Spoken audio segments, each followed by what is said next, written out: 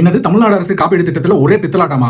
தயவு செஞ்சு இந்த வீடியோவை ஸ்கிப் பண்ணாம முழுசா பாருங்க, நான் தெளிவா சொல்றேன். அதாவது இந்த காப்பீடு திட்டம் எப்ப ஸ்டார்ட் பண்ணாங்கன்னா 2009 டிஎம்கே பீரியட்ல ஸ்டார்ட் பண்ணாங்க. இதுக்கு கலைஞர் காப்பீடு திட்டம் அப்படின்னு சொல்லி பேர் வச்சாங்க. இதுக்கான ஆண்டு வருமானம் எவ்வளவுன்னு சொன்னாங்கன்னா 75,000 ரூபாய் சொன்னாங்க.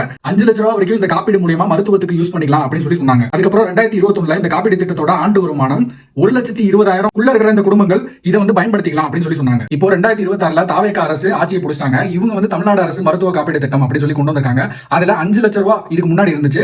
இப்போ 25 லட்ச ரூபாய்க்கு வந்து உயர்த்திருக்காங்க. இப்போ இவங்க சொன்ன ஆண்டு வருமானம் எவ்வளவுன்னு பார்த்தோம்னா, போன ஆட்சியில் என்ன சொன்னாங்க, 1,20,000 ரூபாய் சொன்னாங்களா, அதே தான் இவங்களும் வந்து சொல்லியிருக்காங்க. அதாவது ஒரு குடும்பத்தோட மாச சம்பளம் 10,000 ரூபாய் இருக்கணும்னு சொல்றாங்க. இந்த காலகட்டத்தில் எந்த குடும்பத்துல மாச சம்பளம் 10,000 ரூபாய் இருக்குன்னு நீங்களே சொல்லுங்க பார்ப்போம். எப்படி இந்த காப்பீடு திட்டம் எல்லாருக்கும் போய் சேரும், எல்லாருக்கும் யூஸ்ஃபுல்லா இருக்கும்?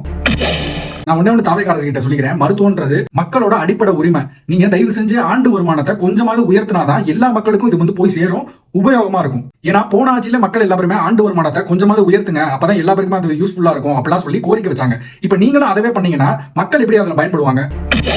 மக்களை ஒண்ணு சொல்றேன், காப்பீடு திட்டத்துல 5 லட்சத்துல இருந்து 25 லட்சம் ரூபாய்க்கு உயர்த்தினது ரொம்ப ரொம்ப பாராட்டலாம். ஆனா ஆண்டு வருமானம் இவ்வளவு இருந்தாதான் இந்த காப்பீடு திட்டத்தை யூஸ் பண்ணிக்க முடியும்னு சொல்றாங்கல்ல, இது கண்டிப்பா ஏத்துக்கவே முடியாது. மக்களை மாற்றம் சொல்லி போன ஆட்சியில என்ன பண்றாங்களோ அதே தான் இந்த தாவேகா அரசு பண்ணிட்டு இருக்காங்க. இது மாற்றம் கிடையாது, ஏமாற்றம் தான்.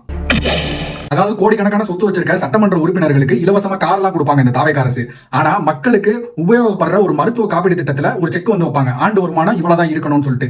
இதெல்லாம் உங்களுக்கு நியாயமா இருக்கா? இப்ப இந்த வீடியோ பார்த்துட்டு தாவேகவினர் நிறைய பேர் முட்டு கொடுக்கறதுக்கும் என்ன திட்டுறதுக்கும் நிறைய பேர் வருவாங்க கமெண்ட் பாக்ஸ்ல. நான் உங்களுக்கு ஒண்ணு சொல்றேன், உங்களுக்கு சேர்த்து தான் நான் பேசிக்கிட்டு இருக்கேன். தயவு செஞ்சு புரிஞ்சுக்கோங்க.